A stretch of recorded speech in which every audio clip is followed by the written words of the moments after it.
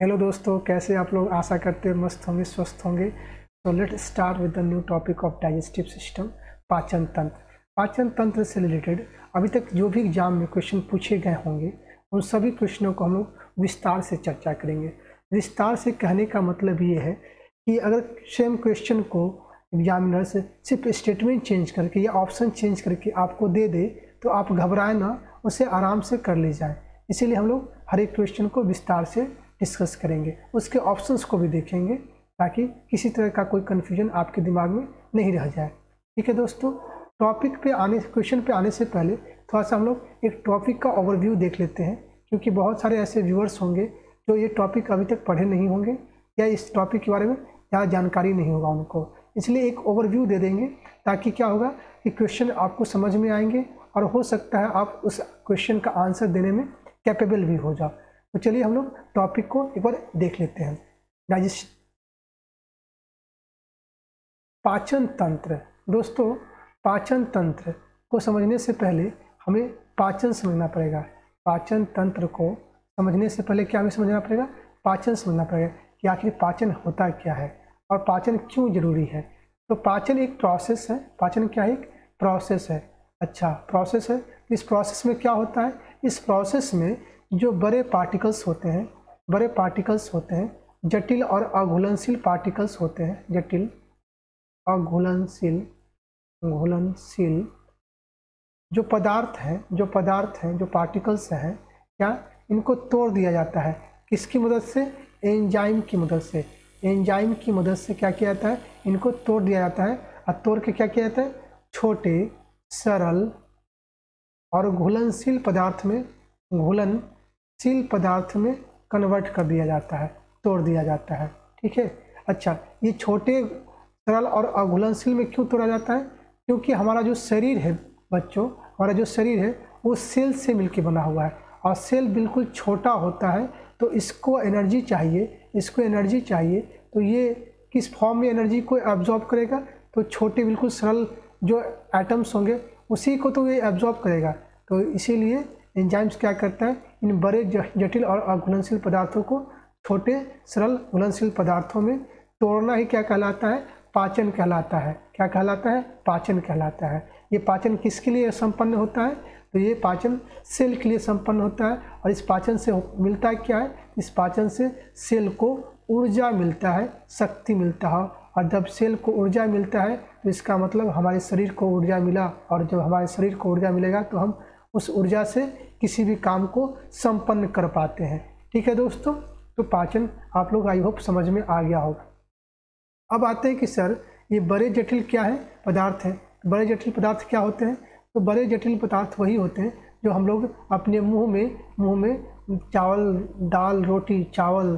दाल, रोटी, सब्जी, ये क्या करते हैं? लेते हैं। मुंह में जब ही डालते हैं, भोजन डालते हैं, तो इसके बाद क्या करता है? दांत इसको चबाता है। चबाने के बाद में इसमें जो अवेलेबल एंजाइम्स होते हैं, न्यूट्रिएंट्स होते हैं, उन न्यूट्रिएंट्स को क्या करता है? एंजाइम्स ब्रेक डाउन करता है। तो वो न्यूट्रिएंट्स कौन कौन से होते हैं? तो वो न्यूट्रिएंट्स होते हैं कार्बोहाइड्रेट, प्रोटीन और फैट। यही 3 प्रमुख न्यूट्रिएंट्स हैं जिसको एंजाइम्स क्या करता है? ब्रेक डाउन कर देता है। किसमें ब्रेक डाउन करता है? छोटे और सरल पार्टिकल्स में, सरल पदार्थ में कन्वर्ट कर देता है इसको। तो कार्बोहाइड्रेट का सरलतम पदार्थ क्या है? सरलतम क्या है? छोटा यूनिट क्या है? तो वो है आपका ग्लूकोज। ठीक है। प्रोटीन का जो है सरल क्या यूनिट है? तो वो है आपका एमाइनो एसिड। और आपका फैट का तो फैटी एसिड। तो दोस्तों, यही एंजाइम्स क्या करता है? जो न्यूट्रिएंट्स होते हैं, कॉम्प्लेक्स न्यूट्रिएंट्स होते हैं, उसको क्या करता है? डाइजेस्ट करता है, छोटे पार्टिकल्स में कन्वर्ट कर देता है। तो जो कार्बोहाइड्रेट है उसका ग्लूकोज, और प्रोटीन का एमाइनो एसिड, और फैट का फैटी एसिड। ये तीनों जो है ये स्मॉलेस्ट यूनिट ऑफ न्यूट्रिएंट्स हैं जो कि जाके ब्लड में घुल जाते हैं और ब्लड के माध्यम से फिर सेल इसको एब्जॉर्ब कर लेता है और उसको एनर्जी मिल जाता है। ठीक है दोस्तों, अब सवाल आता है कि सर ये एंजाइम जो है ये तो बहुत काम की चीज़ है, तो ये पाया कहाँ जाता है? ये एंजाइम बहुत काम की चीज़ है, तो ये पाया कहाँ जाता है? तो ये पाया जाता है ग्रंथि में। ये कहाँ पाया जाता है? ग्रंथि में पाया जाता है। अच्छा, जिसे हम लोग इंग्लिश में ग्लैंड्स बोलते हैं, ग्लैंड्स बोलते हैं। अच्छा सर, तो ये ग्लैंड्स कहाँ पाया जाता है? तो ग्लैंड्स दोस्तों कहाँ पाया जाता है? हमारे डाइजेस्टिव ऑर्गन्स में पाए जाते हैं, डाइजेस्टिव ऑर्गन्स में पाए जाते हैं। कहाँ पाए जाते हैं दोस्तों? डाइजेस्टिव ऑर्गन्स में, है ना। पाचन जो अंग है उसी अंग में ये पाए जाते हैं। अच्छा, तो सर पाचन अंग कितने होते हैं? पाचन कितने होते हैं? पाचन अंग, पाचन अंग, तो पाचन अंग दोस्तों जो होते हैं वो प्रमुख रूप से पाचन जो अंग होते हैं, पाचन अंग जो होते हैं, डाइजेस्टिव जो ऑर्गन्स हैं, है ना, वो मुख्यतः 6 होते हैं, मुख्यतः 6 होते हैं। इसी पाचन अंग को भी हम लोग एलिमेंट्री कैनाल भी बोलते हैं, एलिमेंट्री कैनाल भी बोलते हैं। एलिमेंट्री कैनाल की जो लंबाई है वो लगभग 9 मीटर और फीट में 32, कहीं कहीं 33 भी आपको देखने को मिल जाएगा, फिट होते हैं। ठीक है ना दोस्तों। तो ये एलिमेंट्री कैनाल में हमारे 6 मुख्य क्या होते हैं? पाचन अंग होते हैं। जो पहला हमारा पाचन अंग है वो है मुख्य है, बकल कैविटी जिसको इंग्लिश में बोलते हैं, बकल कैविटी। दूसरा जो पाचन अंग है वो है हमारा एसोफेगस, इसको हिंदी में ग्रास नली बोलते हैं, ग्रास नली। तीसरा जो हमारा पाचन अंग है वो स्टमक है, इसका हिंदी में बोलते हैं अमाशय या पेट। जो चौथा है वो है हमारा स्मॉल इंटेस्टाइन, सॉरी दोस्तों, छोटी आंत। और पांचवा लार्ज इंटेस्टाइन, बड़ी आंत। और जो 6th वन है वो है एनस।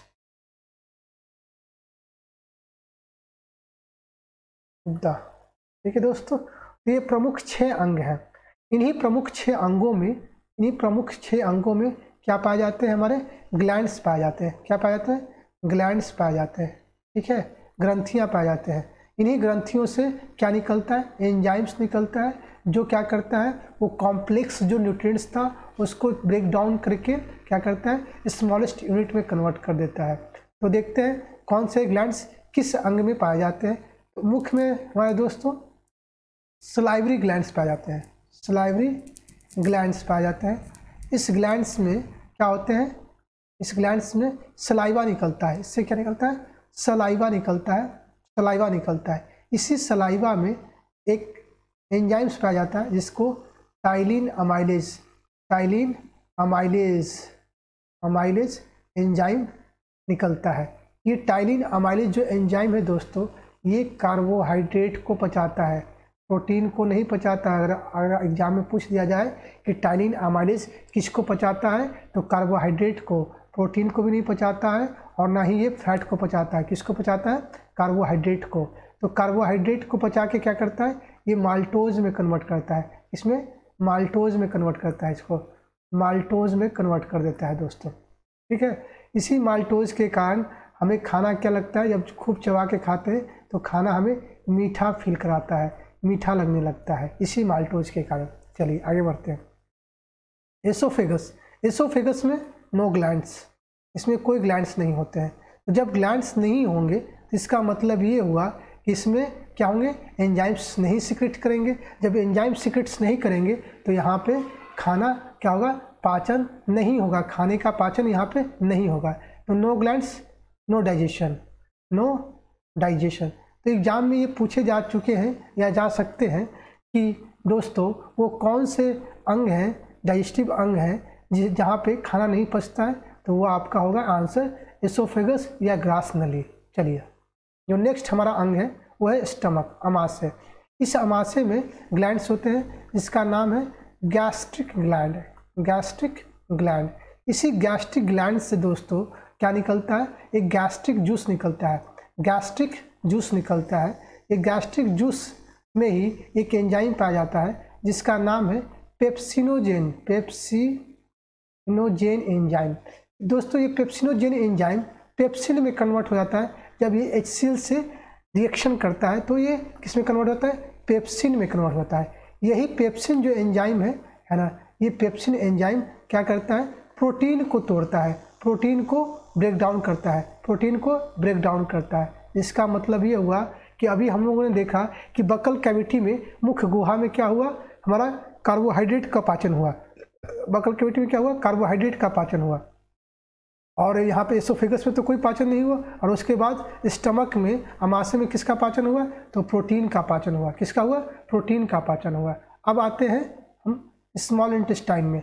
स्मॉल इंटेस्टाइन या छोटी आंत। छोटी आंत में दो ग्रंथियाँ होते हैं। इसको एक का नाम है लीवर, दूसरा का नाम है पैनक्रियाज। पैनक्रियाज, यकृत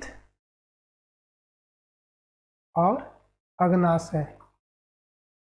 अग्नाशय दोस्तों ये दो बड़ी ग्रंथियां हैं जिनसे क्या, लीवर से निकलता है हमारा बाइल जूस निकलता है। लीवर से क्या निकलता है, बाइल जूस निकलता है। ये क्या करता है, ये फैट को क्या करता है, इमल्सीफाई करता है। इमल्सीफाई करके आपको फैटी एसिड में कन्वर्ट करता है। क्या करता है, फैटी एसिड में कन्वर्ट कर देता है। ठीक है दोस्तों, जो पैनक्रियाज है, इस पैनक्रियाज से तीन तरह के आपको एंजाइम सीक्रेट होते हैं। वो कौन कौन से हैं, एक होता है अमाइलेज, दूसरा होता है आपका ट्रिप्सिन, तीसरा होता है आपका लाइपेज। जो अमाइलेज है वो कार्बोहाइड्रेट को पचाता है, ट्रिप्सिन जो है प्रोटीन को पचाता है, और लाइपेज जो है वो फैट को पचाता है। तो इस तरह से पैनक्रियाटिक जो जूस है उसमें एक कंप्लीट जूस होता है डाइजेशन के लिए। मतलब इसमें तीनों प्रकार के न्यूट्रिएंट्स को पचाने की क्षमता होती है। ठीक है दोस्तों, इसलिए क्वेश्चन ये पूछा जा चुका है कि वो कौन सा जूस है जिसमें जिसे कंप्लीट रस कहते हैं, कंप्लीट जूस बोलते हैं डाइजेशन के लिए। तो वो है आपका पैनक्रियाटिक जूस, जिसमें आपके तीन तरह के एंजाइम्स पाए जाते हैं। पहला एंजाइम से अमाइलेज से कार्बोहाइड्रेट का पाचन होता है। दूसरा एंजाइम से वो ट्रिप्सिन है जिससे प्रोटीन का पाचन होता है। तीसरा जो एंजाइम है वो है लाइपेज, जिससे फैट का डाइजेशन होता है और इसे फैटी एसिड में कन्वर्ट कर दिया जाता है। ठीक है दोस्तों, तो इस तरह से हमारा स्मॉल इंटेस्टाइन भी हो गया। अब देखते हैं लार्ज इंटेस्टाइन। लार्ज इंटेस्टाइन में दोस्तों किसी प्रकार का कोई ग्लैंड्स नहीं पाता है, नो ग्लैंड्स, कोई तरह का कोई ग्लैंड्स नहीं होता है। तो फिर यहाँ होता क्या है, तो यहाँ पे सिर्फ दोस्तों जो अनडाइजेस्टेड फूड था उस फूड्स में जो भी वाटर मॉलिक्यूल्स होते हैं उसको एब्जॉर्ब कर लिया जाता है, और उसके बाद उसको आगे पास ऑन कर दिया जाता है एनस में, और एनस के माध्यम से वही जो फिशेस होते हैं, वेस्ट मटेरियल होते हैं, मल के रूप में बाहर आ जाते हैं। इस तरह से हमारा डाइजेशन कंप्लीट हो जाता है। अब आता है डाइजेस्टिव सिस्टम क्यों बोलते हैं इसको, फिर इसको डाइजेस्टिव सिस्टम क्यों बोलते हैं, क्योंकि सिस्टम का मतलब ये होता है दोस्तों, जैसे कंप्यूटर एक सिस्टम है, तो कंप्यूटर जब एक सिस्टम है तो वो किससे मिलके बना हुआ है, वो बना हुआ है डेस्कटॉप से बना हुआ है, वो आपको कीपैड से बना हुआ है, माउस से बना हुआ है, CPU से बना हुआ है। ये छोटे छोटे यूनिट को जोड़ के एक सिस्टम बनता है जिसको बोलते हैं, है ना, जैसे कंप्यूटर सिस्टम एक हो गया। उसी तरह से ये छोटे छोटे अंगों को मिला के इनका एक ही काम है, वो काम क्या है, डाइजेशन करवाना। इसलिए इस सभी अंगों को डाइजेस्टिव ऑर्गन्स बोल दिए या डाइजेस्टिव सिस्टम बोल दिए। तो आई होप अब आपको समझ में आ गया होगा डाइजेस्टिव सिस्टम क्या है, कैसे काम करता है, कैसे कैसे इसका प्रक्रिया है। ठीक है दोस्तों, अब आते हैं हम लोग अपने क्वेश्चन पे। जो हमारा पहला क्वेश्चन है वो है क्या है, the enzyme which is mixed with food in our mouth is, वह एंजाइम जो हमारे मुंह में भोजन के साथ मिल जाता है। हम लोगों ने बताया कि पहले किसका डाइजेशन होता है, कार्बोहाइड्रेट का होता है। किसका होता है, कार्बोहाइड्रेट का। इसको कौन पचाता है, तो टाइलिन अमाइलेज एक होता है, टाइलिन अमाइलेज होता है, या सिर्फ अमाइलेज भी बोला जाता है, तो यही टाइलिन अमाइलेज क्या करता है, कार्बोहाइड्रेट को पचाता है। कहाँ पचाता है, मुख में, मुख्य गुहा में पचता है, मुख्य गुहा में होता है, मुख्य गुहा में ये काम होता है। ठीक है दोस्तों, तो यहाँ आपका क्या होगा, सही आंसर होगा अमाइलेज। पेप्सिन एंजाइम क्या किया था, वो प्रोटीन को पचाया था। कहाँ पचाया था, तो स्टमक में, अमाशय में। कहाँ पचाया था, अमाशय में। ठीक है दोस्तों, पर ऑक्सीडेज भी एक क्या है, वो एंजाइम्स है, बट इसमें क्या परऑक्सीडेज क्या करता है, ये कैटालाइज का काम करता है, कैटालाइज का काम करता है, जो ऑक्सीडेशन को ये कैटालाइज करता है, ऑक्सीडेशन रिएक्शन को कैटालाइज करता है। ठीक है दोस्तों, चलिए हम लोग अब आते हैं अपने नेक्स्ट सवाल पे।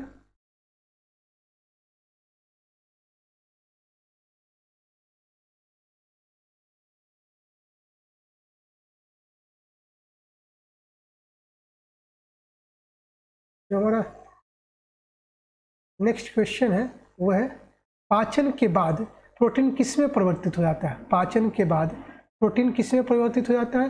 तो हम अभी बताए थे आपको, क्या बताए थे कि प्रोटीन का सबसे छोटा यूनिट एमिनो एसिड है, एमिनो एसिड। तो किस में होगा? पाचन के बाद प्रोटीन किस में टूट जाएगा? वो हो जाएगा एमिनो एसिड में, स्टार्च में ही ना, कार्बोहाइड्रेट का ही एक टाइप है स्टार्च, कार्बोहाइड्रेट का ही टाइप है क्या? स्टार्च है। ठीक है ना, चलिए बातें अपने दूसरे सवाल पे। जो हम लोग का नेक्स्ट क्वेश्चन है वो कह रहा है, वो क्या कह रहा है, वो ये कह रहा है कि the contraction and expansion moment of walls of the food pipe is called, आहार नली की दीवारों के संकुचन और विस्तार की गति कहलाती है। क्या कहलाती है दोस्तों? जैसे अभी हम लोगों ने खाना को मुंह में डाला, जैसे ही मुंह में डाला, दांत इसको तोड़ के छोटा छोटा पार्टिकल्स में कन्वर्ट कर दिया, और इसमें जो मौजूद न्यूट्रिएंट्स थे एंजाइम की मदद से उसको कन्वर्ट कर दिया गया। अब ये जो है, यही पार्टिकल्स जो आटे की लेई की तरह हो गया है, इसे जिसे बोलस भी कहते हैं। इस चबाए हुए खाने को, मुंह में जो चबाया हुआ खाना होता है उसको क्या बोलते हैं? बोलस बोलते हैं। ये बोलस क्या होता है? यहाँ पे आता है, एसोफेगस में आता है, ग्रास नली में आता है। अब ये इसका मूवमेंट कैसा होता है, किस तरह से मूव करके नीचे आता है, ग्रास नली की ओर मूव करता है। तो ये इसका जो मूवमेंट होता है, मान लीजिए कि यहाँ पे कॉन्ट्रैक्शन हुआ तो ये पास ऑन होकर यहाँ पे आ गया, फिर यहाँ पे क्या हुआ, यहाँ पे विस्तार हो गया, फिर यहाँ से कॉन्ट्रैक्शन हुआ, फिर यहाँ पे वो पास ऑन हुआ। तो इस तरह से कॉन्ट्रैक्शन एक्सपेंशन होते हुए यहाँ पे आपके अमाशय में क्या होता है, ये बोलस आ जाता है अमाशय में। ठीक है दोस्तों, तो इस गति को कॉन्ट्रैक्शन एंड एक्सपेंशन जो गति है, उस गति को कहा जाता है, कौन सी गति कहा जाता है? पेरिस्टाल्टिक मोमेंट बोला जाता है दोस्तों। क्या बोलता है? पेरिस्टाल्टिक मोमेंट या क्रमानुकुंचन गति कहा जाता है दोस्तों। ठीक है दोस्तों, तो आपका आंसर जो होगा वो पेरिस्टाल्टिक मोमेंट होगा। ट्रांसलोकेशन क्या होता है? जो पौधों में जो फूड बन जाता है, उस फूड को है ना अलग अलग भागों में ट्रांसफ़र करना ही ट्रांसलोकेशन कहलाता है। ट्रांसलोकेशन कहलाता है दोस्तों। ट्रांसपिरेशन पौधों में से, पौधों की पत्तियों में से, पौधों की जो पत्तियां हैं उन पत्तियों में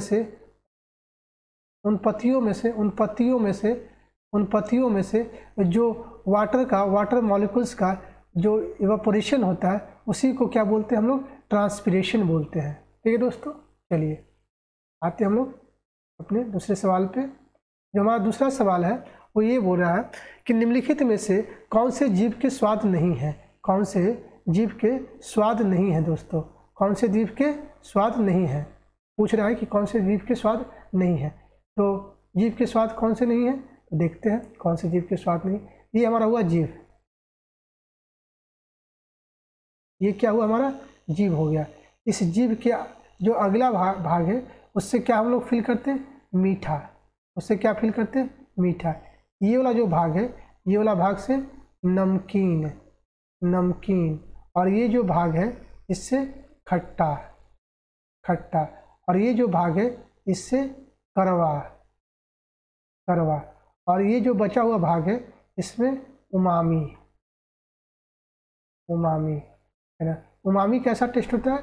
जैसे मशरूम का जो टेस्ट होता है ना खट्टा, ना मीठा, ना तीखा, तो उसी टेस्ट को क्या बोलते हैं? उमामी। या सलजम का ले लीजिए टेस्ट, सलजम का भी कुछ इसी तरह का टेस्ट होता है ना, तो उस टेस्ट को क्या बोलते हैं? उमामी बोलते हैं। तो यहाँ पे देखेंगे ऑप्शन में मीठा है, तो मीठा तो होता है, कड़वा भी होता है, नमकीन भी होता है, उमामी भी होता है। क्या नहीं होता है? मसालेदार नहीं होता है। तो आपका आंसर होगा ये मसालेदार। चलिए हम लोग आते हैं दूसरे सवालों पे। जो हम लोग का दूसरा सवाल है वो ये बोल रहा है कि which one of the following types of medicines used for treating indigestion. Indigestion को ट्रीट करने के लिए कौन से हम लोग मेडिसिन को यूज करते हैं, है ना। अपच के उपचार के लिए कौन से औषधि का हम लोग उपयोग करते हैं, तो एंटासिड। बात समझते हैं हम लोग, है ना। क्या हुआ कि खाना जो हुआ एसोफेगस के माध्यम से कहाँ पहुँच गया, हमारे अमाशय में पहुँच गया। अब अमाशय में क्या होता है, एक HCl क्या है, एसिड है।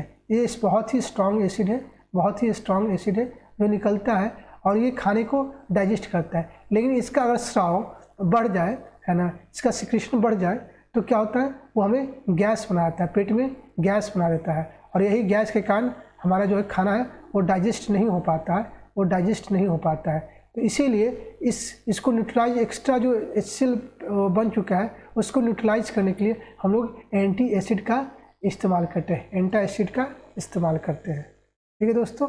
चलिए, एंटीबायोटिक क्या होता है, ये तो बैक्टीरिया जनक जो भी बैक्टीरिया से जो भी जनित रोग है उस रोग को मारने के लिए हम लोग एंटीबायोटिक यूज़ करते हैं। एनाल्जेसिक, ये जो है किसी भी पेन को रिलीफ करने के लिए ये दवा लेते हैं। चलिए अब आते हैं हम लोग नेक्स्ट सवाल पे। जो हमारा नेक्स्ट सवाल है वो क्या है, क्वेश्चन क्या है कि मानव शरीर में पाचन का अधिकांश भाग किस अंग में संपन्न होता है। तो दोस्तों अभी हम लोगों ने बताया था कि न्यूट्रिएंट्स होते हैं भोजन में, किसी भी प्रकार के कोई भी न्यूट्रिएंट्स आप कैरी कर लो, है ना, उसमें कौन सा न्यूट्रिएंट्स पाए जाते हैं, 3 प्रमुख न्यूट्रिएंट्स पाए जाते हैं, इसमें कार्बोहाइड्रेट, प्रोटीन और फैट। और इसी तीनों को जो पचा देगा वही तो कंप्लीट करेगा, उस पाचन को कंप्लीट करेगा। और ये तीनों का पाचन कहाँ देखा था हम लोगों ने, small intestine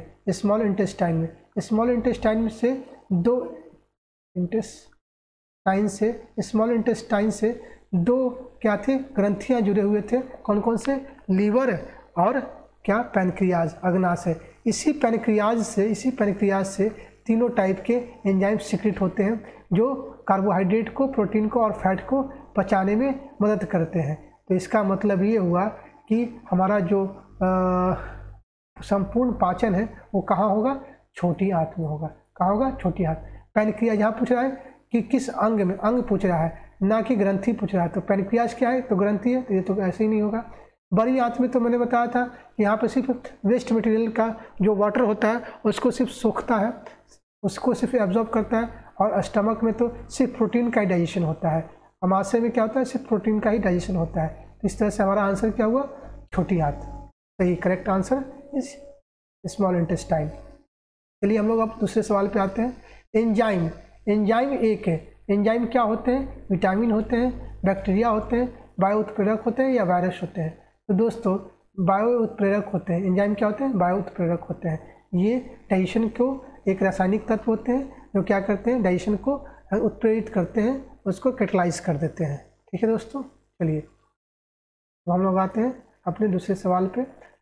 glycogen stored in liver and muscles of human body is in form of.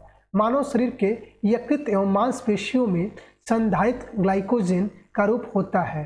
दोस्तों होता क्या है कि जैसे आप खाना खाएं, तो ऐसा थोड़ी है कि आपको जानकारी है कि कितना खाना खाने पे मेरा बिल्कुल पूर्ण पाचन हो जाएगा। हो सकता है कि आपने खाना एक्स्ट्रा खा लिया हो, है ना, गए शादी में और चाप दिए रसगुल्ला 25-30 को, है ना, तो क्या होगा कि अब एक्स्ट्रा हो गया तो वो क्या करता है ना, जो एंजाइम्स है उसको तो ब्रेक डाउन कर देता है, उसके अंदर जो न्यूट्रिएंट्स होते हैं उसको तो छोटे छोटे यूनिट्स में कन्वर्ट कर देता है एंजाइम से। बट वो एंजाइम्स तो ज़्यादा उतना ज़रूरत है नहीं, तो क्या होता है वो छोटे छोटे ग्लूकोज पार्टिकल्स क्या होते हैं, आपस में जुड़ के लीवर में जाके स्टोर हो जाते हैं। यही आपस में जुड़े हुए ग्लूकोज को क्या बोलते हैं, ग्लाइकोजेन बोलते हैं। और चूँकि एक नहीं पॉली है, बहुत सारे हैं, इसलिए इसको पॉलीसेक्राइड्स भी बोलते हैं दोस्तों। ठीक है, पॉलीसेक्राइड्स बोलते हैं। तो हमारा क्या हुआ, ये हुआ। मोनोसेक्राइड्स तो ग्लूकोज हो गया, मोनोसेक्राइड्स प्रोटीन आप जानते ही हैं। चलिए नेक्स्ट सवाल पे आते हैं।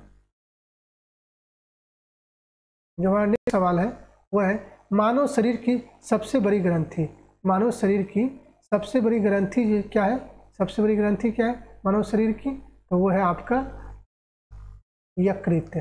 कौन सा है, यकृत। जैसे अभी तो हम लोगों ने बताया था कि लीवर से ही 2 ग्लैंड्स जुड़े होते हैं, एक होते हैं स्मॉल इंटेस्टाइन से 2 ग्लैंड्स जुड़े होते हैं, एक होता है लीवर और दूसरा होता है क्या, पैनक्रियाज। तो लीवर क्या है, सबसे बड़ा ग्लैंड्स है, सबसे बड़ा ग्लैंड्स है। उसके बाद पैनक्रियाज है, पैनक्रियाज है, अग्नाशय है। ठीक है दोस्तों, चलिए